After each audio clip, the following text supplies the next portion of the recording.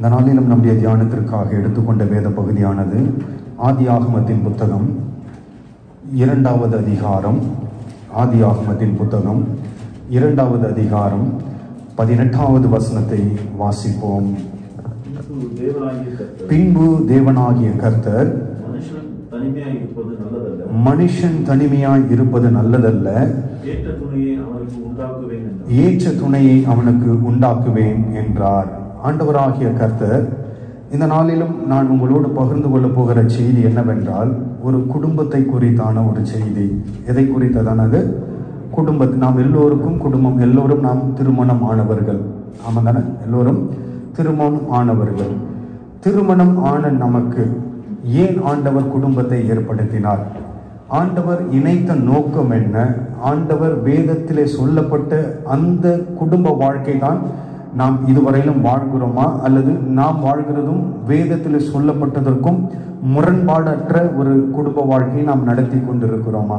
முதலாவது, அந்த குடும்ப செய்திக்குள்ளாய் கடந்து போவதற்கு முன்பதாக ஆண்டவராகிய கர்த்தர் நாம் வாசிக்கிறோம். ஆதியாகமம் 1 அதிகாரத்திலே மனுஷனுக்கு தேவையான எல்லாவற்றையும் ஆண்டவர் 5 நாளிலே படைத்து முடித்தார் என்று வசனம் சொல்லுகிறது.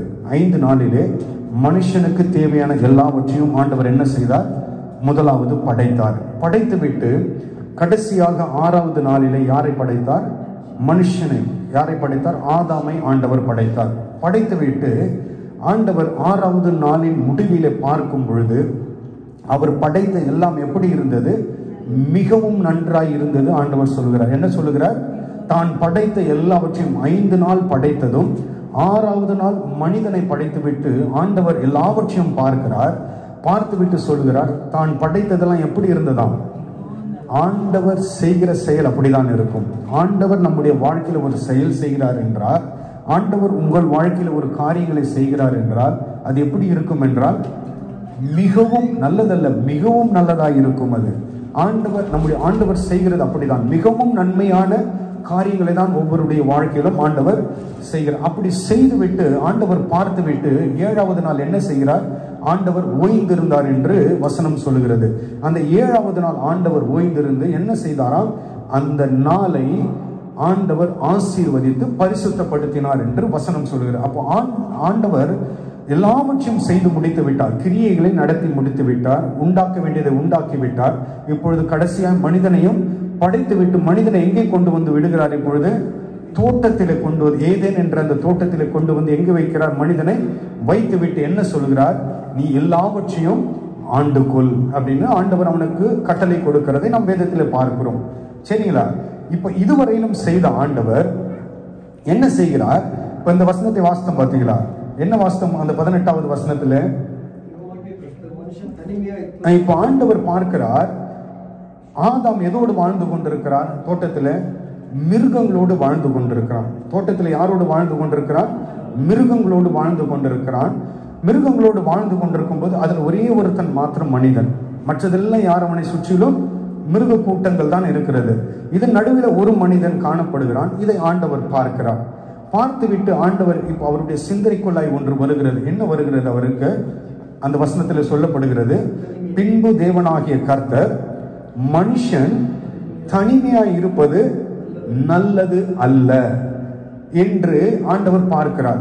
அப்போ ஆண்டவர் இருதயத்திலே ஒன்று தோன்றுகிறது. மனுஷனை பார்க்கும் பொழுது அந்த 6 நாள் படைத்த பொழுது ஆண்டவர் என்ன சொன்னாரு? எல்லாம் எப்படி இருந்தது? மிகவும் நல்லதா இருந்தது. எல்லாம் எப்படி இருந்த அவருடைய பார்வையில மிகவும் நல்லதா இருந்தது. ஆனால் மனுஷன் தனிமையா இருப்பது எப்படியா பார்க்கலாம் ஆண்டவர்? அது நல்லதா பார்க்கலாம் ஆண்டவர். எப்படி பார்க்கிறார்? அது ஆண்டவருடைய பார்வையில அது நல்லதா இல்லை என்று பார்க்கிறார்.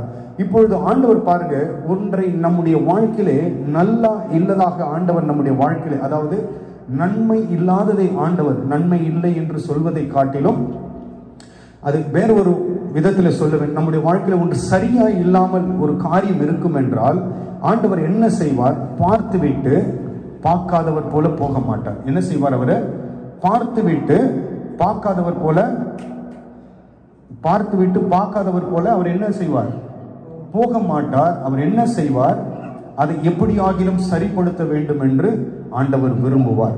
இப்போ ஆதாமுடைய வாழ்க்கையில அது நம்முடைய எந்த காரியமா இருக்கட்டும், உங்களுடைய தனிப்பட்ட வாழ்க்கையா இருக்கட்டும், உங்களுடைய ஆவிக்குரிய வாழ்க்கையா இருக்கட்டும், உங்களுடைய குடும்ப வாழ்க்கையா இருக்கட்டும், எதுவாய் இருந்தாலும் ஒன்று சரியில்லை என்று ஆண்டவர் பார்க்கும் பொழுது அதை கண்டும் காணாமல் போகிற ஆண்டவர் கிடையாது. அவர் என்ன செய்வார்? உடனே அதை என்ன செய்ய வேண்டும்? சரி செய்ய வேண்டும். அதை எப்படியாவது சரி செய்து எடுக்க வேண்டும். இந்த இடத்துல ஆதாமுடைய வாழ்க்கையில ஒரு சம்பவம் என்ன நடக்கிறது? தனிமையா இருக்கிறான். அது ஆண்டவருடைய பார்வையில் எப்படி இருக்கிறது? அது சரியா இல்லை. அது அப்ப உடனே அவர் என்ன செய்கிறார்? உடனே அதை சரி செய்ய வேண்டும். அது சரி செய்வதற்கு ஆண்டவருக்கு ஒன்று தேவைப்படுகிறது. என்ன தேவைப்படுகிறது? ஒரு துணை வேண்டும். இப்போ அந்த வசனத்தை மீண்டும் வாசிங்க.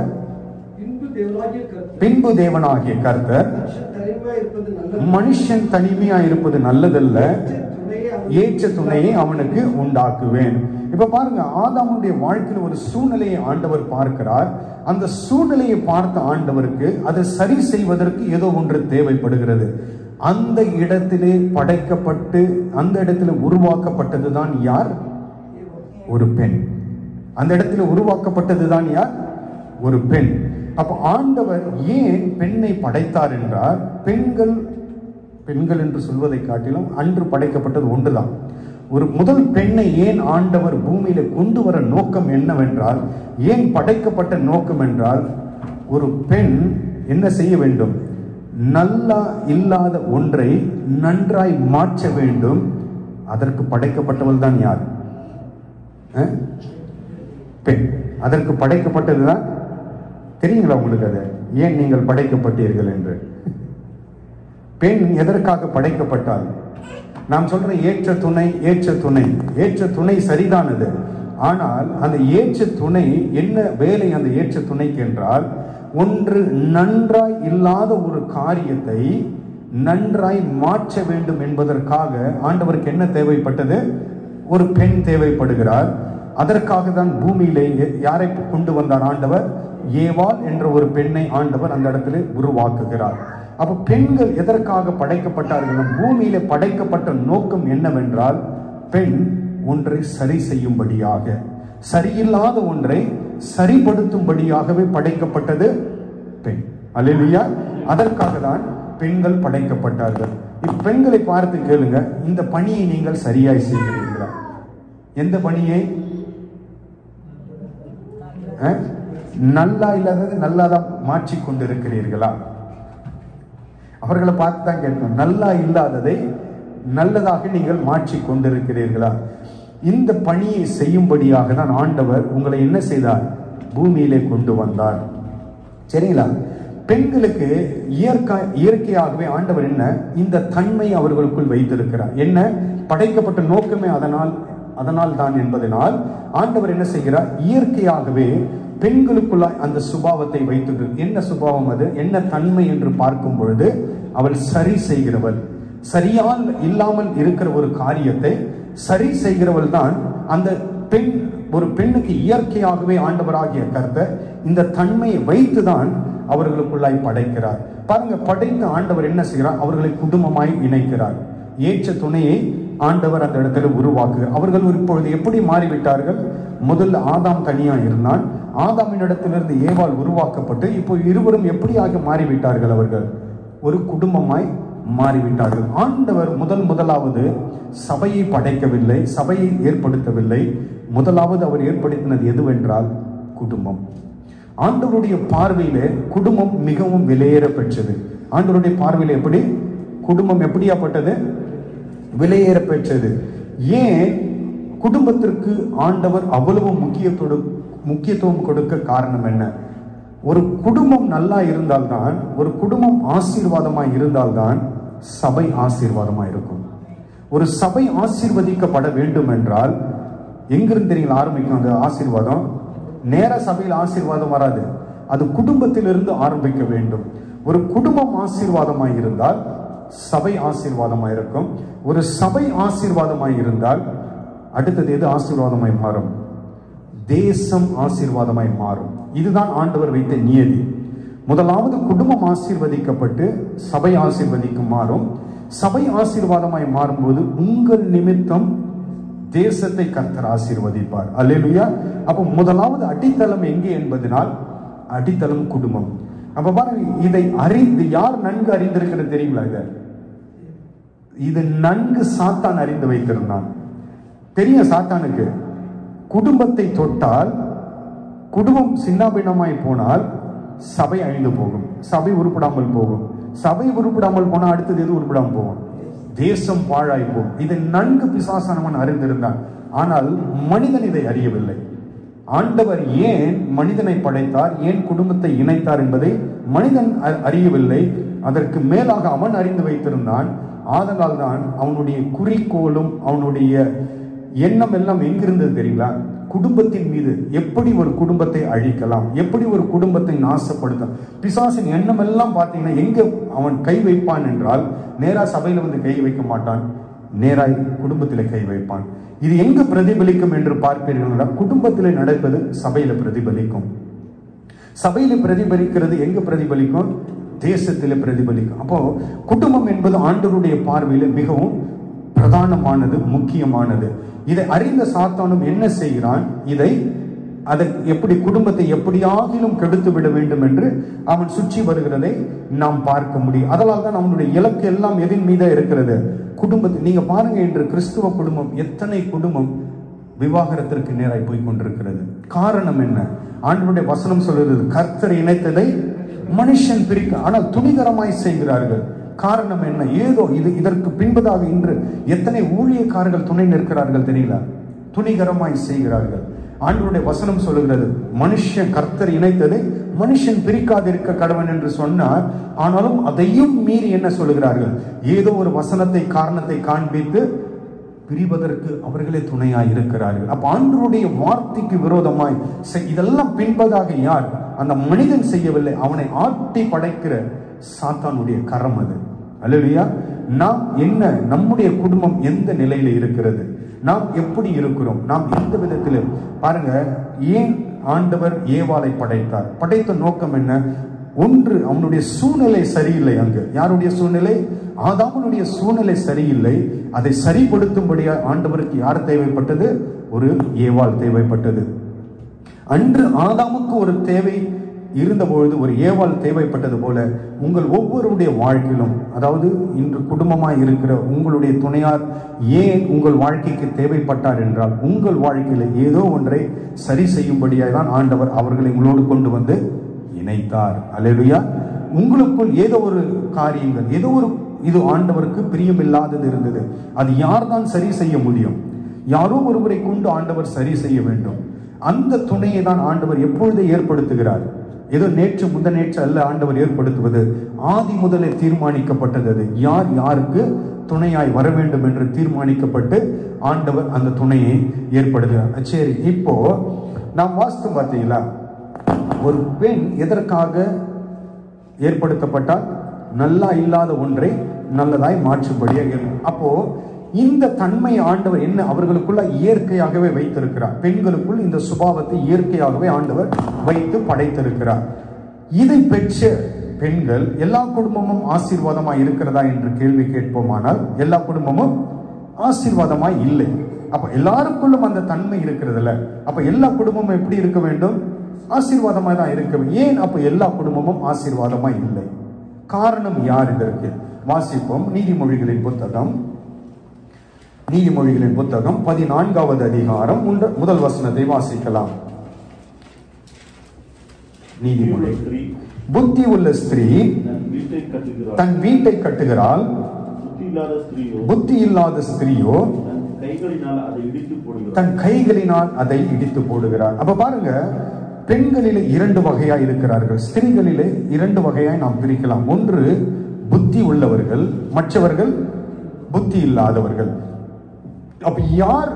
ஒரு குடும்பம் ஏன் ஆசீர்வதிக்கப்படவில்லை என்றால், ஏன் ஒரு குடும்பம் அழிந்து போகிறது, ஏன் ஒரு குடும்பத்திலே அந்த குடும்பம் ஏன் கட்டப்படவில்லை என்றால் காரணம் யார்? வசனம் யாரை காட்டுகிறது? ஸ்திரியை தான் சுட்டி காட்டுகிறது. அப்போ ஸ்திரீயானவள் எவ்வளவு ஒரு குடும்பத்திற்கு முக்கியமானவள் என்பதை அவர்கள் அறிந்து கொள்ள வேண்டும். ஒரு ஸ்திரீயானவளுடைய பங்கு குடும்பத்திற்கு எவ்வளவு முக்கியம் என்பதை நாம் அறிந்து கொள்ள வேண்டும். வசனம் அங்கு முதலாவது ஆண்டவர் சொன்னார், தனிமையா இருப்பது நல்லதல்ல, ஏற்ற துணையை உண்டாக்குவேன். ஏன் நல்லதில்லை? ஏதோ சம்திங் நல்லதல்ல அவனுடைய வாழ்க்கையில. நம்முடைய வாழ்க்கையிலும் ஏன் ஆண்டவர் இணைத்தார்? ஏதோ நல்லதல்ல, அதை சரி செய்யும்படியா இணைத்த ஆண்டவர். அப்ப எல்லாருடைய வாழ்க்கையிலும் என்ன, எல்லாமே நல்லதா போகவில்லை. காரணம் என்னவென்றால், ஒரு கூட்டம் சரியாய் செய்கிறார்கள், ஒரு கூட்ட ஸ்திரீகள் புத்தி உள்ளவர்கள் என்ன செய்கிறார்கள்? சரியாய் செய்கிறார்கள். புத்தி இல்லாதவர்கள் என்ன பண்ணுகிறார்கள்? அதை சரியாய் செய்யவில்லை. அதனால் தான் குடும்பம் என்ன நடக்கிறது? இடிக்கப்பட்டு போகிறது. குடும்பத்தில் இணைக்கப்பட்ட ஸ்திரியானவள் ஒரு குடும்பத்தில் எப்படி காணப்பட வேண்டும் என்றால், முதலாவது அவர்கள் ஒரு சாட்சி உள்ள ஒரு வாழ்க்கை வாழ வேண்டும். இப்ப பாருங்க, பெண்ணானவள் வேறு வீட்டிலிருந்து இன்னொரு வீட்டிற்கு கடந்து போகிறார்கள். தெரியுங்களா? ஒரு வீட்டிலிருந்து அவர்கள் எங்கேயோ பிறந்தார்கள், எங்கேயோ வளர்ந்தார்கள், யாரோ ஒருவரால் வளர்க்கப்பட்டு இப்பொழுது எங்கே வேறு ஆண்டவரால் நியமிக்கப்பட்டு ஒரு இடத்திலே அந்த இல்லத்திற்கு அவர்கள் கடந்து வருகிறார்கள் அல்லது கடந்து போகிறார்கள். கடந்து போகிற இடத்திலே பெண்களை குறித்து என்ன சாட்சி கிடைக்கிறது? நீங்கள் கேட்டிருக்க கூடும். அதாவது ஒரு சில குடும்பத்திலே சொல்லுவார்கள், இந்த பெண் என் வீட்டிற்கு வந்தது நிமித்தம் என் குடும்பம் என்ன செய்தது? கட்டப்பட்டது. என் குடும்பத்தில் விளக்கு எரி ஏற்றப்பட்டிருக்கு. நாம் கேட்டிருக்கோம் பாத்தீங்களா? பெரியோர்கள் சொல்லுவார்கள், இந்த ஸ்திரீ இந்த பெண் என் குடும்பத்திற்கு வந்ததினால் என் குடும்பம் விளக்கு ஏற்ற போட்ட போல மாறி இருக்கிறது. அதே மாதிரி ஆப்போசிட்டாவும் நாம் கேட்கிறோம். என்ன, நல்லா இருந்த குடும்பத்துல இவ வந்து என்ன ஆச்சது? என் குடும்பம் நல்லா இருந்த குடும்பம் என்ன ஆயிருக்குமோ இப்படியும் நாம் கேட்கிறோம். காரணம் என்ன? பட் ஆண்டவர் நீங்க பாருங்க, அந்த தன்மையை இயற்கையாகவே அவர்களுக்குள் வைத்திருக்கிறார். என்ன தன்மை? அவர்கள் கட்டும்படியான ஒரு தன்மை. இந்த தன்மையை பெற்றுக்கொண்டும் ஏன் அவர்கள் செயல்படவில்லை? காரணம் என்னவென்றால், அவளுடைய புத்தி சரியில்லாததனால் காரணம். அதான் வசனம் சொல்கிறது, புத்தி உள்ள ஸ்திரீ தன் வீட்டை கட்டுகிறாள், புத்தி இல்லாத ஸ்திரீயோ இடிக்கிறாள். அப்போ ஒரு ஸ்திரீ வீட்டிற்கு போகும்போது, ஒரு கணவன் வீட்டிற்கு போகும்பொழுது, தகப்பன் வீட்டில வாழ்கிற வாழ்க்கை வேற, தகப்பன் வீட்டில வாழ்கிற வாழ்க்கை வேற. ஆனால் கணவன் வீட்டில் போய் நாம் அப்படி வாழ முடியாது, அப்படி நாம் இருக்க முடியாது. ஏன் இருக்க முடியாது? இப்போ ஒரு சில குடும்பம் வந்து கூட்டு குடும்பமா இருக்கும், அங்க போய் நாம் இருக்க முடியாது. தனிப்பட்ட இதுல ஃபேமிலியில் நாம் இருக்கலாம் அப்படி. ஆனால் கூட்டு குடும்பத்திலே நாம் ஆரம்பத்தில் இருக்கிற அந்த நாட்களிலே நம்மை கூர்ந்து கவனிப்பார்கள். நம்மை எப்படி பார்ப்பார்கள்? கூர்ந்து கவனிப்பார்கள். நம்மை குறித்து என்ன சாட்சி? சாட்சி உள்ள ஒரு வாழ்க்கை வாழ்ந்து நாம் என்ன செய்ய வேண்டும்? அந்த குடும்பத்தை நாம் கட்ட வேண்டும். இப்போ பாருங்க, இப்போ ஒரு ஸ்திரீயானவர் ஒரு குடும்பத்திற்கு போறாங்கன்னு வச்சுங்களேன். மனைவி ரட்சிக்கப்பட்டிருப்பாங்க. ஒரு உதாரணத்துக்கு, மனைவி ரட்சிக்கப்பட்டாயிற்று, கணவனும் பிள்ளைகளும் ரட்சிக்கப்படவில்லை. இப்ப சரி செய்ய வேண்டிய வேலை யாருடைய வேலை? வேதத்தின் பிரகாரம் ஸ்திரியானவர். அதற்காக தான் ஆண்டவர் என்ன செய்கிறார்? இணைக்கிறார். சரியில்லாத ஒன்றுக்காக அவர்கள் என்ன செய்ய வேண்டும்? குடும்பம் ரட்சிக்கப்பட வேண்டும். கணவன் மனைவி ரட்சிக்கப்பட்டாயிற்று, கணவன் ரட்சிக்கப்படவில்லை, பிள்ளைகள் ரட்சிக்கப்படவில்லை. இப்ப அந்த மனைவி என்ன செய்ய வேண்டும்? அந்த குடும்பத்தை எப்படி ஆகிலும் ரட்சிப்புக்கு நேராய் நடத்த வேண்டும். இதற்கென்று அவர்கள் என்ன செய்ய வேண்டும்? இதற்கென்று அவர்கள் பிரயாசப்பட வேண்டும். இதற்கென்று அவர்கள் என்ன செய்ய வேண்டும்? பிரயாசப்பட வேண்டும். பிரயாசப்படாமல் என்ன நடக்காது? ஒன்றும் செயல்படுத்த முடியாது. நீங்க பாருங்க, ஆண்டவராகிய இயேசு கிறிஸ்து நம்மை ரட்சித்தார்ல, நம்மை அவர் தானே ரட்சித்தார். நம்மை ரட்சித்ததற்கு அவர் செய்த பிரயாசம் என்ன? அவர் என்ன செலுத்தினார்? என்ன கிரயம் செலுத்தினார்? அவருடைய ஜீவனை கொடுத்தார். ஏதோ ஒன்று கிரயம் செலுத்தினாருங்க. என்ன கிரயம் அது? நாம் ரட்சிக்கப்படுவதற்கு அவர் தன்னுடைய ஜீவனையை கொடுத்தார், தன்னுடைய ரத்தத்தை சிந்தினார். வசனம் சொல்லுகிறது 1 தீமோத்தேயு 2:6 நாம் வாசிக்க முடியும். வாசிங்க அந்த வசனத்தை. 1 தீமோத்தேயு 2:6 வாசிப்போம். எல்லாரையும் மீட்கும் பொருளாக தம்மை ஒப்பு கொடுத்து மனுஷனாகிய கிறிஸ்து இயேசு அவரே சாட்சி ஏற்ற காலங்களில் விளங்கி வருகிறது. அப்ப நம்மை மீட்கும்படியாக அவர் தம்மை என்ன செய்தாரா? பலியாக ஒப்பு ஒரு கிரயமாக கொடுத்தார். நமக்கென்று அவர் என்ன செய்தார்? கிரயம் செலுத்தினார் என்று வசனம் சொல்லுகிறது. நம்மை ரட்சிக்க அவர் கிரயம் செலுத்தினார்ல. அப்போ ஒரு ஸ்திரீயானவர் ஒரு குடும்பத்திலே போகும் பொழுது கணவன் ரட்சிக்கப்பட வேண்டும் என்றால், அல்லது ஒரு சரியான காரியம் சரி செய்யப்பட வேண்டும் என்றால், அவர்கள் என்ன செய்ய வேண்டும்? குடும்பத்திலே கிரயம் செலுத்தித்தான் ஆக வேண்டும். ஈஸியா எதுவும் கிரயம் செலுத்தாத வரையிலே குடும்பத்திலே மாற்றத்தை கொண்டு வரவே முடியாது. நீங்க பாருங்க, உதாரணத்துக்கு ஒரு வீட்டை கட்ட வேண்டும் என்றால், ஒரு வீடு கட்டுறோம்னு வச்சுங்களேன், வீடு கட்டுவது எளிதா இடிப்பது எளிதில்லை? கட்டுவது எளிதா இடிப்பது எளிது. ஒரு குடும்பம் கட்ட வேண்டும் என்றால் அப்ப என்ன செய்ய வேண்டும்? வீடு கட்டுவதற்கு பிரயாசப்பட வேண்டும். வீடு கட்டுவதற்கு நாம் கிரயம் செலுத்த வேண்டும். அப்பதான் வீடு கட்டி முடிக்க முடியும். அதற்கென்று எத்தனை ஏதோ ஒரு நாள்ல கட்டி முடிக்கவும் முடியாது. அதற்கென்று ஒரு குறிப்பிட்ட அளவு உண்டு. ஒரு குறைந்தபட்சம் 8 to 10 மாதங்கள் வைத்துக் கொள்ளலாம் ஒரு வீட்டை கட்ட வேண்டும். அதற்காக நாம் கிரயம் செலுத்த வேண்டும். அதற்காக நேரத்தை செலவிட வேண்டும். அதற்காக அநேக பிரயாசமும் பட வேண்டும். பண்ணினால் மாத்திரமே என்ன நடக்கும்? ஒரு வீட்டை பார்க்க முடியும். ஒரு நாள் போதும் அந்த வீட்டை இடித்து போடுவதற்கு. அல்லேலூயா. ஒரு ஸ்திரீயானவள் ஒரு குடும்பத்தை கட்ட வேண்டும் என்றால் பிரயாசம் மிகவும் அவசியம். என்ன அவசியம்? பிரயாசம் அவசியம். அவருடைய கிரியை அவசியம். நேரம் செலவிடுதல் அவசியம். குடும்பத்திற்காக தன்னை அர்ப்பணித்து பிரயாசப்பட வேண்டும். இன்று ஒரு சிலர் பார்த்தீங்கன்னா, நான் ஜெபித்துக் கொண்டிருக்கிறேன், என் குடும்பம் இன்னும் ரட்சிக்கப்படவில்லை. வெறும் ஜபத்தினால் குடும்பம் மாறாது. வசனம் சொல்லுகிறது, ஸ்திரீயானவளுடைய நடக்கையை பார்த்துதான் யார் மனம் திரும்புறது தெரியுங்களா? யார் மனம் திரும்புறது? கணவன். நாம் ஜெபிக்கிற ஜபத்தினால் அல்ல, ஸ்திரீயானவளுடைய நடக்கையை பார்த்துதான் யார் மனம் திரும்புறது? தன்னை யார் மாற்றிக் கொள்ளுகிறது என்றால் கணவன் மாற்றிக் கொள்ளுகிறான். அல்லேலூயா. அப்போ ஒரு ஸ்திரீயானவளுடைய பங்கு குடும்பத்தில் மிகவும் முக்கியம். அவர்கள் கிரயம் செலுத்த வேண்டும். அவர்கள் என்ன செய்ய வேண்டும்? பிரயாசப்பட வேண்டும். குடும்பத்திற்காய் நேரத்தை செலவிட வேண்டும். இப்படி யார் செய்கிறார்களோ அவர்கள் யார்? புத்தி உள்ள ஸ்திரீ. அந்த குடும்பம் கட்டப்படும். இதை யார் செய்யவில்லையோ அவர்கள் யார்? புத்தி இல்லாத ஸ்திரீ. அந்த குடும்பம் என்ன நடைபெறும்? இடிக்கப்பட்டு போகும். சரிங்களா? இப்போ இப்படி பிரயாசப்படுறாங்க பாத்தீங்களா? யார்?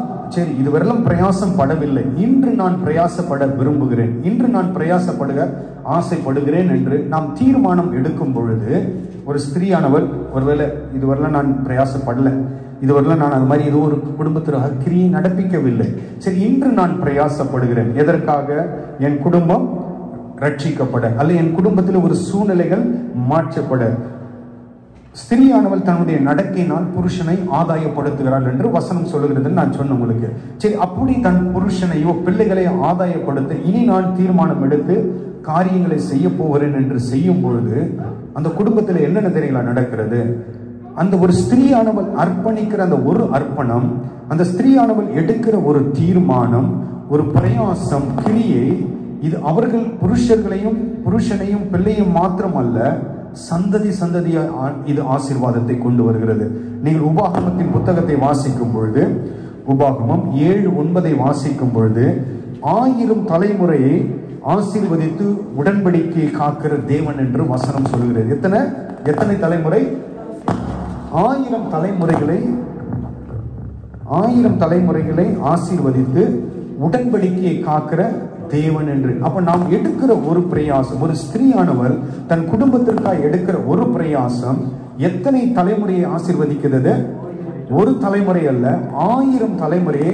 நாம் பார்க்கிறது யாரு? ஒரு தலைமுறையை தான் நாம் பார்த்து கொண்டிருக்கிறோம், நமக்கு முன்பதாக இருக்கிற. ஆனா ஆண்டவர் அப்படி பார்ப்பதே கிடையாது. நாம் பார்க்கிறது 1, 2, மேக்சிமம் 2 தலைமுறையை நாம் பார்க்க முடியும். ஆனால் கர்த்தர் நம்மை கொண்டு எத்தனை தலைமுறை ஏற்கனவே பார்த்திருக்கிறார்? 1000 தலைமுறையை பார்த்திருக்கிறார். இந்த 1000 தலைமுறை ஆசீர்வதிக்கப்பட வேண்டும் என்றால் ஒரு ஸ்திரீயின் கையில் இருக்கிறது. அல்லேலூயா. ஒரு ஸ்திரீ எடுக்கிற தீர்மானம், ஒரு ஸ்திரீ எடுக்கிற அர்ப்பணிப்பு, ஒரு ஸ்திரீ எடுக்கிற நேர செலவிடுதல், கிரயம் செலுத்துதல், இது 1000 தலைமுறைகளை கர்த்தர் ஆசீர்வதிக்கிறார். அல்லேலூயா. இப்ப பாருங்க, ஒரு ஸ்திரீயானவள் தீர்மானம் எடுத்து தன்னுடைய குடும்பத்தை மாற்றி விட்டார்கள். சரிங்களா? இப்ப அந்த குடும்பம் எப்படி ஆகிவிட்டது? சரியாயிடுச்சு. சரியில்லாததை ஒன்றை சரி செய்யும்படிதான் ஒரு ஸ்திரீயை கொண்டு வந்தார். அந்த ஸ்திரீ பிரயாசம் எடுத்தார்கள், கிரியை செலுத்தினார்கள், கிரியை செய்து குடும்பத்தை மாற்றி விட்டார்கள். இப்ப இந்த குடும்பம் என்ன ஆகிவிட்டது? சரியாகிவிட்டது. சரி, இப்ப ஆண்டவர் 2 பேரும் இப்பொழுது அதாவது இரண்டு பேரும் சரியாய் ஆகிவிட்ட பிறப்பதாக அவர்கள் இணைந்து குடும்பத்தை எப்படி நடத்த வேண்டும், இது ரொம்ப முக்கியம். சரியில்லாததை சரி செய்யும்படியா ஆண்டவர் என்ன பண்ணார்? ஸ்திரியை கொண்டு போனார். அவர்கள் சரி செய்து விட்டார்கள் குடும்பத்தை. இப்போ கணவனும் மனைவியும் இணைந்து குடும்பத்தை எப்படி நடத்த வேண்டும்? ஒரு குடும்பம் சரியாய் ஆண்டவருடைய பார்வையிலே ஆசீர்வாதமாய் நடக்க வேண்டும் என்றால் சரி செய்ய வேண்டியது மாத்திரம் தான் அவங்க வேலை. சரி செய்து விட்டு அதற்கப்புறம் சரியானதற்கு பின்பதாக ரெண்டு பேருடைய பங்கும் உண்டு. யாருடைய ரெண்டு பேருடைய பங்கும்? கணவனுடைய பங்கும் உண்டு, மனைவியினுடைய பங்கும் உண்டு. சரி, இப்போ ஒரு குடும்பம் சரி செய்யப்பட்டது, பின்பு அந்த குடும்பம் எப்படி ஆசீர்வாதத்திற்கு நேராய் கட்டுவது? நாம் இதுல ரெண்டு பேருடைய பங்கும் சரியா இல்லை என்றால் நீங்கள் என்ன பண்ணாலும் குடும்பம் நிற்காது, குடும்பம் ஆசீர்வதிக்கப்படாது. நாம் அநேக முறை சொல்லும் பார்த்தீங்களா, இது என் வேலை கிடையாது, உன் வேலை. நம்ம அநேக முறை சொல்லுவோம், என்னது இது ஏன் வேலை கிடையாது, யார் வேலை இது? அப்படி பழி தூக்கி அப்படி போட்டுறது, எஸ்கேப் அப்படி போட்டுறீங்களா? பழி தூக்கி போடுவீங்களா? இது எங்க வேலை இல்லை, இது உங்க வேலை. வசனம் பார்ப்போம் யாருக்கு யார் எந்த வேலையை கொடுக்குது. சரிங்களா? வாசிப்போம். முதலாவது, இப்போ இருவரும் சேர்ந்து ஆண்டவர் பார்த்தீங்களா, ஆதாமையும் ஏவாளையும் இணைத்தார். இணைத்து ஆண்டவர் அவர்களுக்கு சொன்ன ஆசீர்வாதம், முதலாவது ஆசீர்வாதம் என்ன? வாசிப்போம். அதே ஆதியாகமத்தின் புத்தகம் முதல் அதிகாரம் 28வது வசனத்தை வாசிப்போம்.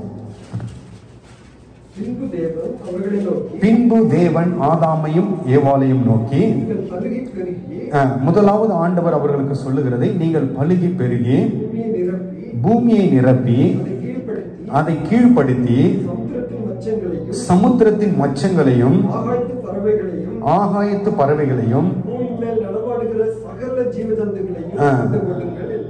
ஆண்டு கொள்ளுங்கள் என்று ஆண்டவர் என்ன சொன்னாரு? அவர்களை ஆசீர்வதித்தார். இப்ப இரண்டு பேரையும் ஆண்டவர் இணைத்து விட்டு அவர்களுக்கு ஆசீர்வாதத்தை கொடுக்கிறார்.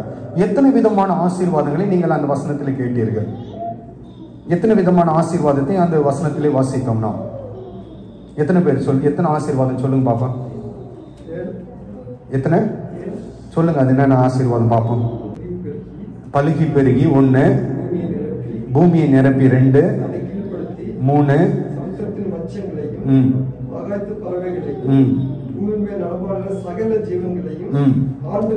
4.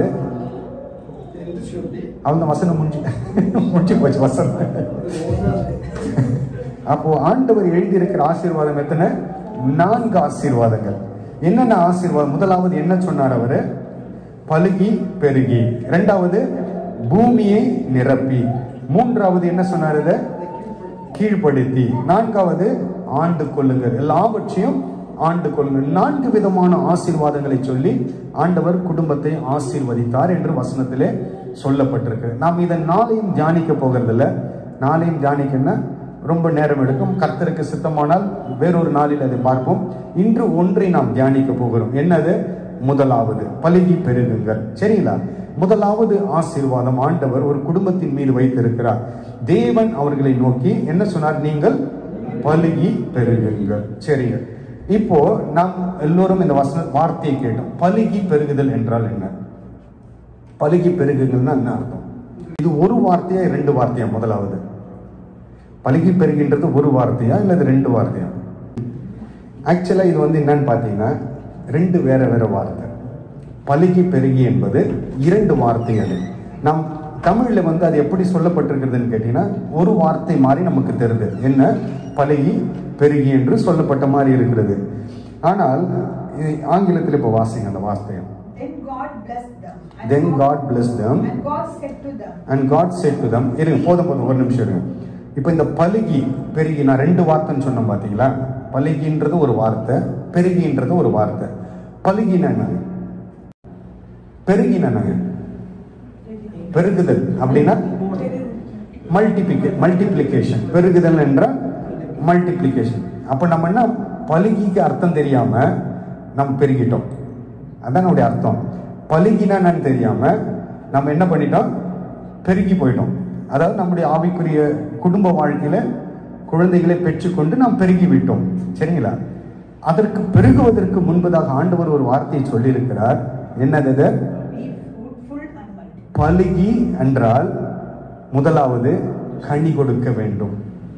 நீங்கள் கனி கொடுத்து விட்டு அப்புறம் தான் என்ன செய்ய வேண்டும்? பெருக வேண்டும். நாம் என்ன செய்து விட்டோம்? நேரடியாக அது ஃபர்ஸ்ட் செய்யல, இரண்டாவது செய்து விட்டோம். என்ன? கனி கொடுக்கிறதை நிறுத்தி விட்டோம். எதை செய்து விட்டோம்? எதுல பெருகி விட்டோம்? பெருக வேண்டியதுல பெருகி விட்டோம். பிள்ளைகளை பெற்றெடுத்து, அதுதான் ஆண்டவர் அந்த ஆசீர்வாதத்தை தான், அதை நாம் தெரிந்து கொண்டோம். அது அதனுடைய அர்த்தம் புரிந்து அதை நாம் செய்து விட்டோம். ஆனால் ஆண்டவராகிய கர்த்தருடைய முதல் ஆசீர்வாதமே என்னவென்றால், பின்பு தேவன் அவர்களை நோக்கி நீங்கள் பலுகி பெருக வேண்டும். நீங்கள் பெருகுவதற்கு முன்பதாக உங்கள் ஆவிக்குரிய குடும்ப வாழ்க்கையில் என்ன இருக்க வேண்டும் என்றால், பலுகுதல் என்றால் ஃப்ரூட்ஃபுல்னஸ். அதாவது உங்கள் குடும்ப வாழ்க்கையில முதலாவது கனி இருக்க வேண்டும். அதாவது கணவன் மனைவிக்கு கனி கொடுப்பதும், மனைவி கணவனுக்கு கனி கொடுக்கிற வாழ்க்கை தான் நீங்க ஆண்டவர் பேசுகிறார். யாருக்கு? நீங்க ஆண்டவருக்கு கனி கொடுக்கிறதை இங்கு பேசவில்லை. கணவன் மனைவிக்கு கனி கொடுப்பதும், மனைவி கணவனுக்கு கனி கொடுக்கிற வாழ்க்கையை ஆண்டவர் பேசு. சரி, அடுத்த ஒரு கேள்வி கேட்போம்னால், கனி கொடுத்தல் என்றால் என்ன? இப்போ சரி, கணவன் மனைவிக்கு என்ன கனியை கொடுக்க முடியும்? மனைவி கணவனுக்கு என்ன? அதனுடைய அர்த்தம் என்ன? அடுத்ததாக நாம் அப்படி கேட்போம்னால், என்ன கனியை கொடுப்பீங்க பிரதர் அப்படின்னா, நான் என் ஒய்ஃபுக்கு மேங்கோ ரொம்ப பிடிக்கும், நான் இந்த கனியை கொடுப்பேன். அதெல்லாம் ஆண்டவர் நம்முடைய கனி கொடுத்தல் என்பது எதை ஆண்டவர் சொல்லுகிறார்? கணவன் மனைவிக்கு பிரயோஜனமாகவும், மனைவி கணவனுக்கு பிரயோஜனமான வாழ்கிற வாழ்க்கை தான் ஆண்டவர் என்ன சொல்லுகிறார்? கனி கொடுக்கிற வாழ்க்கை. இப்ப அப்படியே ஒரு கேள்வி கேளுங்க உங்களை வைத்து, நீங்கள் அவர்களுக்கு பிரயோஜனமாகவும் அவர்கள் உங்களுக்கு பிரயோஜனமா இருக்கிறாங்களா? நான் கேட்ட கொஸ்டின் புரிஞ்சுதா? நிறைய பேர் கேள்வி புரியாத மாதிரி இருக்கு.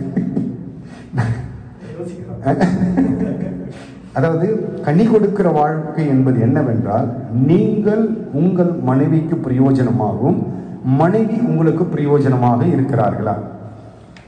முதல்ல உங்க செயல்களை சொல்லுங்க. நீங்க மனைவிக்கு பிரயோஜனமா இருக்கிறீங்களா? அல்லது இன்னொரு வார்த்தை சொன்னா, நீங்கள் அவர்களுக்கு பயன் உள்ளவர்களா இருக்கிறீர்களா? இப்போ இந்த பிரதர் ரீசெண்டா கல்யாணம் ஆனவர், இவரை கேட்போம், பிரதர் நீங்க எப்படி இருக்கீங்க? மனைவி பிரயோஜனம் உள்ளவர்களா பயன் உள்ளவர்களா இருக்கிறீங்களா? அங்க கேட்போம். அப்புறமா பிரயோஜனம் உள்ள பயனுள்ள வாழ்க்கை தான் வாழ்கிறேன். அவர்கள் உங்களுக்கு பிரயோஜனம் உள்ள பயனுள்ள வாழ்க்கையை வாழ்கிறார்களா? வாழ்கிறார்கள். இந்த மாதிரி நாம் தைரியமா சொல்லணும். அதுதான் ஆண்டவன் நம்மிடத்துல முதலாவது எதிர்பார்ப்பு. ஒரு கணவன் மனைவிக்கு கனி கொடுத்து, அதாவது பலுகி பெருகுங்கள் என்பதனுடைய அர்த்தம் என்னவென்றால், நீங்கள் அவர்களுக்கு முதலாவது எப்படி இருக்க வேண்டும்? படைக்கப்பட்டது முதலாவது யாரு? ஆதாம். அப்போ புருஷனானவன் மனைவிக்கு பயன் உள்ளவர்களாய் பிரயோஜனம் உள்ளவர்களாய் இருக்க வேண்டும். மனைவியானவள் உங்களை சரி செய்யும்படியாய் கொண்டு வந்து ஏற்படுத்தப்பட்ட மனைவியானவள் அவர்களும் எப்படிதான் இருக்க வேண்டும்? உங்களுக்கு அவர்கள் எப்படியாய் காணப்பட வேண்டும்? பயன் உள்ளவர்களாய் காணப்பட வேண்டும். இதை நாம், அதாவது இப்போ பயன் உள்ளவர்களாய் அல்லது பிரயோஜனம் உள்ளவராய் நாம் காணப்பட வேண்டும் என்றால் நாம் என்ன செய்ய வேண்டும்? முதலாவது அவருடைய தேவைகளை நீங்கள் அறிய வேண்டும். கரெக்டுங்களா? இப்ப நீங்கள் அவர்களுக்கு பிரயோஜனமா இருக்க வேண்டும், பயனுள்ளவர்களா இருக்க வேண்டும் என்றால் அவர்களுடைய தேவைகளை நீங்கள் அறிந்து வைத்திருக்க வேண்டும். என்னுடைய மனைவிக்கு என்ன தேவை, அல்லது என்னுடைய கணவனுக்கு மனைவி என்ன தேவை என்பதை அறிந்து அப்படி செயல்படும் பொழுது மாத்திரமே நாம் என்ன செய்ய முடியும்? அதை நிறைவேற்ற முடியும். அப்பதான் நாம் எப்படி இருக்க முடியும்? பயன் உள்ளவர்களாய் பிரயோஜனம் உள்ளவர்களாய் நாம் இருக்க முடியும். சரிங்களா? இதை பூர்த்தி செய்ய வேண்டும் என்றால், இப்போ நீங்கள் அவர்களுக்கு பயனுள்ளவர்களாய் இருக்க வேண்டும் என்றால் உங்களுக்கு அவருடைய தேவை என்ன என்பது உங்களுக்கு முதல்ல தெரிந்தால் தான் நீங்க செய்ய முடியல. கரெக்டாங்க? அவருடைய தேவை என்ன என்பதை நீங்கள் அறிந்தால் மாத்திரமே அதை நீங்கள் நிறைவேற்ற முடியும். தேவை அறியவில்லை என்றால் எப்படி நீங்கள் எதை கொண்டு செயல்படுத்த முடியும்? செய்ய முடியாதுல்ல. அப்ப தேவை என்பது என்ன என்பது முதலாவது நாம் அறிந்து கொள்ள வேண்டும். உங்களுக்கு இன்னும் எளிதாக புரிய வேண்டும் என்றால், சரிங்களா, இப்போ ஒரு காரை வச்சு பேசலாம்ல. இப்போ ஒரு வாகனம் இருக்கிறது, கார் இருக்குது, சரிங்களா? என்ன காரு? எம்ஜி கார்னு எடுத்துக்கோங்க. எம்ஜி காருக்கு 4 விதமான தேவைகள் உண்டு. என்னது 4 விதமான தேவை? ஒரு வாகனம் ஓட வேண்டும் என்றால் 4 விதமான தேவைகள் இருக்கிறது. என்னென்ன 4 விதமான தேவை சொல்லுங்க பார்க்கலாம். ஒன்று டீசல், இன்னொன்று பெட்ரோல். ஒரு சில வாகனம் டீசல்ல தான் ஓடும், சரிங்களா? ஒரு சில வாகனம் பெட்ரோல்ல தான் ஓடும், ஒரு சில வாகனம் எலக்ட்ரிக்கல்ல தான் ஓடும், சரிங்களா? ஒரு சில வாகனம் கேஸ்ல தான் ஓடும், சரிங்களா? 4 விதமான தேவைகள் இருக்கிறது வாகனம் செயல்பட, சரிங்களா? எந்த வாகனத்திற்கு என்ன தேவை என்பது இப்போ நீங்க வாகனம் வைத்துக் கொண்டிருக்கிறீர்கள். நீங்க வாகனம் எலக்ட்ரிக்கல் வாகனம், சரிங்களா? அது உங்களுக்கு தேவை அறியாத வரையில வாகனம் வைத்து உங்களுக்கு ஒரு பிரயோஜனமும் இல்லை. நீங்க வாகனம் வைத்துக் கொண்டிருக்கலாம், ஆனால் அதனுக்கு தேவையான என்ன தேவை என்பதை அறியாத வரையில நான் வாகனத்தை வைத்துக்கொண்டு ஒரு பிரயோஜனமும் இல்லை, சரிங்களா? வாங்குறது எலக்ட்ரிக்கல் கார், நீங்க போட்டது அதில் என்னது பெட்ரோலை போட்டு ஓட்ட முயற்சிக்கிறீங்க, சரிங்களா? இல்ல ஒரு பெட்ரோல் காரை வாங்கிட்டீங்க, கொஞ்ச நாள் ஓடாது. இதேதான் குடும்ப வாழ்க்கையும், இதேதான் குடும்ப வாழ்க்கையும். ஏன் ஓடாதது? அதுக்கு என்ன தேவையோ அதை போட்டால் மாத்திரமே வண்டி சரியாய் ஓடும், சரிங்களா? பெட்ரோல் போட வேண்டிய இடத்துல டீசலை நாம் போட்டால் அவர்களுக்கு தேவை ஒன்றாய் இருக்கும். நீங்கள் வேறு ஒரு தேவையை சந்திக்க போய் நீங்க என்ன சொல்வீங்க? நான் தேவையை சந்தித்து விட்டேன், ஆனால் குடும்பத்தில் எப்பொழுதும் என்னதான் இருக்கிறது? பிரச்சனை இருக்கிறது. காரணம் என்ன? உங்களுக்கு தேவை என்ன என்பது அறியவில்லை. தேவை தெரியாமல் நாம் என்ன செய்கிறோம்? தேவையானதை செய்யாமல் தேவை அற்றதை செய்யும் பொழுது என்ன நடக்கிறது? குடும்பத்திலே பிரச்சனைகள். அல்லேலூயா. அப்போ இது நான் உங்களுக்கு எளிதாக புரியும்படியா சொல்றேன். ஒரு குடும்பத்திலே முதலாவது குடும்பம் சரியாய் நடக்க வேண்டும் என்றால் மனைவி கணவனுடைய தேவையை, பிரதான தேவையை அறிந்திருக்க வேண்டும். கணவன் மனைவியினுடைய தேவைகள் அநேகம் உண்டு. ஆண்டவர் 2 பேரையும் படைக்கும் பொழுது தேவைகளோடு தான் படைத்தார். அது இயற்கை. அது உங்களுக்கு பல தேவைகள் இருக்கலாம், அவர்களுக்கு பல தேவைகள் இருக்கலாம். இது இயற்கை. இந்த தேவைகளை ஒருவருக்கொருவர் என்ன செய்ய வேண்டும்? பூர்த்தி செய்ய வேண்டும். அதற்காக தான் துணை. ஒருவருக்கொருவர் என்ன செய்ய வேண்டும்? பூர்த்தி செய்ய வேண்டும். ஆனால் தேவைகள் அதிகமாக இருந்தாலும் பிரதானம் என்று ஒன்று உண்டு, சரிங்களா? தேவைகள் அநேகமாக இருந்தாலும் பிரதானம் என்று ஒன்று உண்டு. அந்த பிரதானத்தை முதலாவது நாம் அறிந்திருக்க வேண்டும். நாம் குடும்பம் நடத்துகிறோம், சரிங்களா? பிள்ளைகள் இருக்கிறது. நாம் எதை அறியவில்லை இன்னும்? கனி கொடுத்து தான் நாம் எதை செய்ய இருந்திருக்கணும்? முதலாவது கனி கொடுத்து விட்டு நாம் என்ன செய்திருக்கணும்? பெருகி இருக்க வேண்டும். ஆனால் உன்னை விட்டு அப்படியே டைரக்டா எங்க ஜம்ப் பண்ணிட்டோம்? நம்ம கனி கொடுப்பதை விட்டு விட்டு நேரா எங்க பண்ணிட்டோம்? பெருக்கத்துல ஜம்ப் பண்ணிட்டோம். அதுல நம்ம பர்ஃபெக்ட் ஆயிட்டோம். ஆனால் அந்த பெருக்கம் ஆசீர்வாதமா இருக்க வேண்டும் என்றால், நம்முடைய குடும்பம் ஆசீர்வாதமா இருக்க முதலாவது சொன்னதை நாம் நிறைவேற்ற வேண்டும். என்ன அது? ஃப்ரூட்ஃபுல்னஸ். என்ன? கனி கொடுக்கிற கணவன் மனைவிக்கு, மனைவி கணவனுக்கு கொடுக்க வேண்டிய அந்த காரியத்திலே சரியாய் இருக்க வேண்டும். அது சரியாய் செய்ய வேண்டும் என்றால் தேவையை அறிந்திருக்க வேண்டும். அந்த தேவையில பிரதானம் என்ன என்பது நாம் தெரிந்தால் மாத்திரமே அதை சரியாய் செய்ய முடியும். சரி, இப்போ உங்ககிட்ட கேட்கிறேன், மனைவிக்கு பிரதானமான தேவை என்ன? பல தேவைகள் உண்டு அவர்களுக்கு. பல தேவைகளிலே பிரதானமான தேவை என்ன? ஸ்திரீக்கு பிரதானமாய் அவர்கள் என்ன நம்மிடத்துல தேவை எதிர்பார்க்கிறார்கள்? அன்பு. என்ன எதிர்பார்க்கிறார்கள்? ஒரு ஸ்திரீக்கு பிரதானமான தேவை என்னவென்றால் அன்பு. வாசிங்க, அந்த வசனத்தை எடுங்க. எபேசியருக்கு எழுதின புத்தகம், அப்போஸ்தலனாகிய பவுல் எபேசியருக்கு எழுதின நிருபம் 5வது அதிகாரம் 25வது வசனத்தை வாசிங்க. 5 புருஷர்களே உங்கள் மனைவிகளில் அன்பு கூறுங்கள். அப்ப பாருங்க, போதும். அப்போ ஒரு ஸ்திரீக்கு பிரதானமாய் அந்த ஸ்திரீ ஒரு புருஷனிடத்துல எதிர்பார்ப்பது என்னவென்றால் என்ன தெரியுங்களா? அன்பு. என்ன எதிர்பார்க்கிறாங்க? அன்பு. அதுக்கப்புறம் தான் என்ன? பணம். அதுக்கப்புறம் தான் மற்றதெல்லாம். தேவைகள் அநேகம் உண்டு என்று நான் சொன்னேன். எல்லாருக்கும் தேவைகள் உண்டு. ஏன்? இது இயற்கையாகவே ஆண்டவரால் கொடுக்கப்பட்டது. ஆனால் அந்த எல்லா தேவைகளிலும் அவர்கள் பிரதானமாய் நம்மிடத்தில் எதிர்பார்ப்பது என்னவென்றால் அன்பு. இதை நாம் செய்யும் பொழுது, இதை நாம் ஒருவருக்கு கொடுக்கும் பொழுது அந்த குடும்பம் எப்படி இருக்கும்? ஸ்திரீயானவளை நீங்கள் எப்படியா வைத்துக் கொள்ள முடியும்? சந்தோஷமாய் வைத்துக் கொள்ள முடியும். அப்ப அவர்கள் எதிர்பார்ப்பது, ஆண்டவர் இயற்கையாகவே அவர்களுக்குள்ளாய் வைத்தது என்னவென்றால், அவர்கள் உங்களிடத்தில் எதிர்பார்க்கிற அன்பு எதிர்பார்க்கிறவர்களாய் இருப்பார்கள். ஒரு சிலர் அதை காண்பிப்பார்கள், ஒரு சிலர் அதை சொல்ல மாட்டார்கள். ஆனால் எல்லாருக்கும் தேவை பிரதானம் என்னவென்றால், பெண்களுக்கு, ஸ்திரீகளுக்கு அன்பு. அல்லேலூயா. இது அவர்கள் என்ன, இது வசனம் எப்படி சொல்லுகிற, நீ ஆங்கிலத்தில் சொல்ல வேண்டாம், she does not wants love, she needs love. என்ன? she needs love. அதுதான் ஆண்டவருடைய வார்த்தை, அதுதான் சொல்லுகிறது. அப்ப பிரதானம் அவர்களுக்கு என்ன? அன்பு. சரி, இப்ப அப்படியே இந்த பக்கம் போவோம். ஆண்களுக்கு என்ன பிரதானம் தேவை? ஒரு புருஷனுக்கு பிரதானமான தேவை என்பது என்ன என்பது யார் அறிந்திருக்க வேண்டும்? மனைவி அறிந்திருக்க வேண்டும். ஆக்சுவலா பிரதானமானது என்று வசனம் என்ன சொல்லுகிறதுன்னா, இரண்டை சொல்லுகிறது. இரண்டிலும் மேலானது ஒன்று, ரெஸ்பெக்ட். அது என்னது?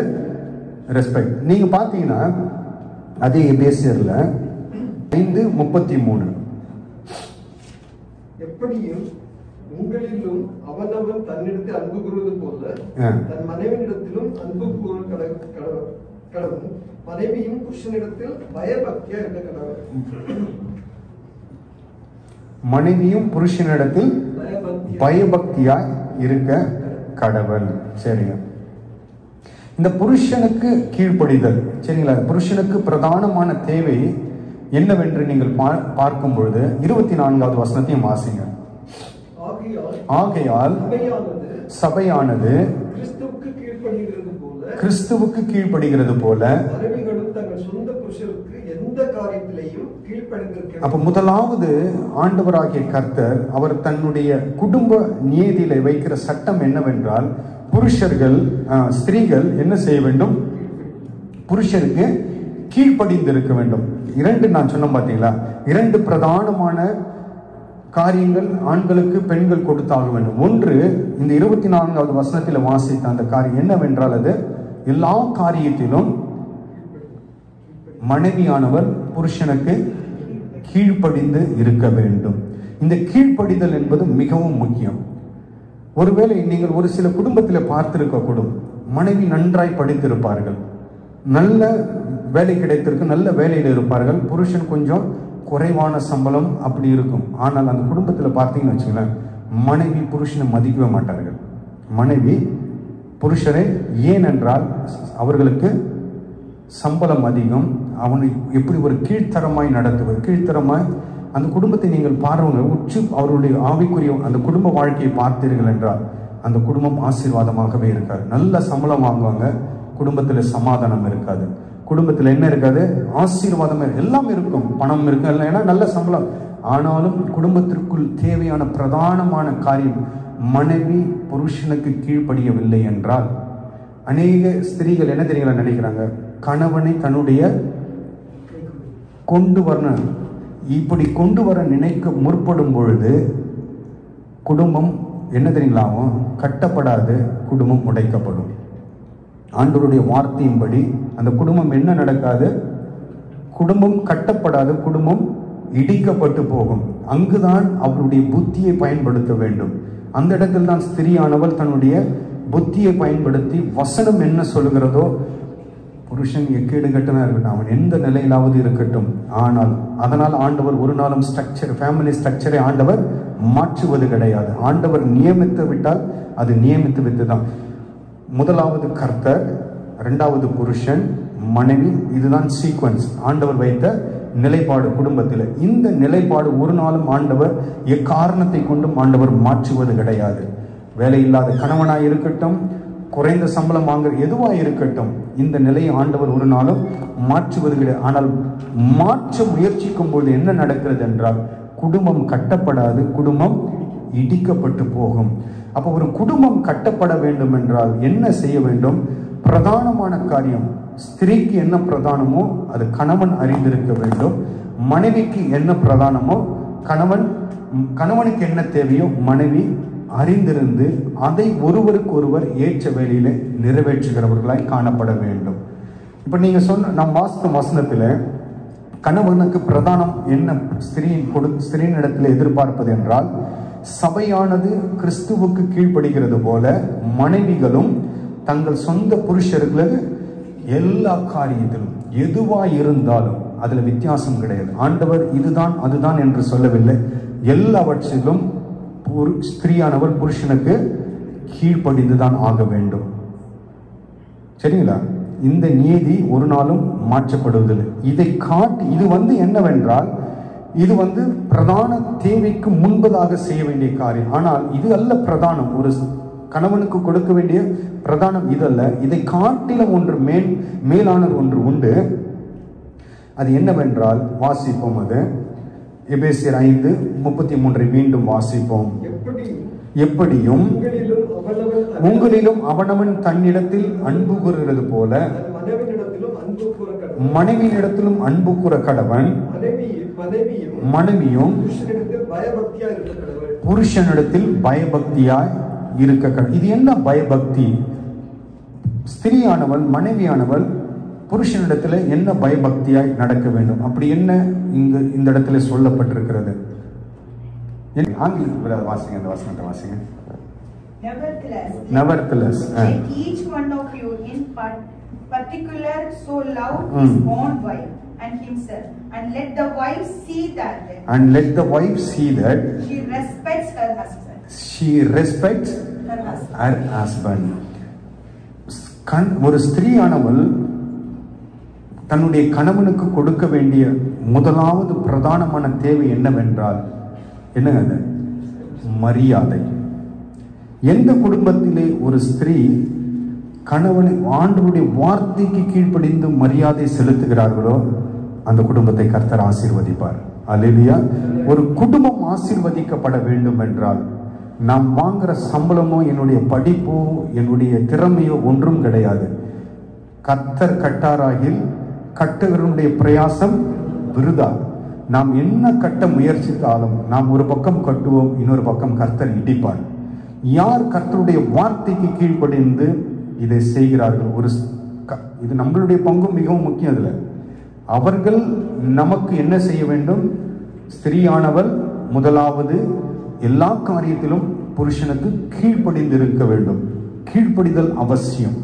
இல்ல நீ என்ன சொல்றது நான் என்ன கேட்கறது அப்படின்னா குடும்பம் என்ன செய்யாது? ஆசீர்வதிக்கப்படாது. இரண்டாவது, இதை காட்டிலும் பிரதானமானது ஒன்று உண்டு. ஸ்திரியானவள் புருஷனை என்ன செய்ய வேண்டும்?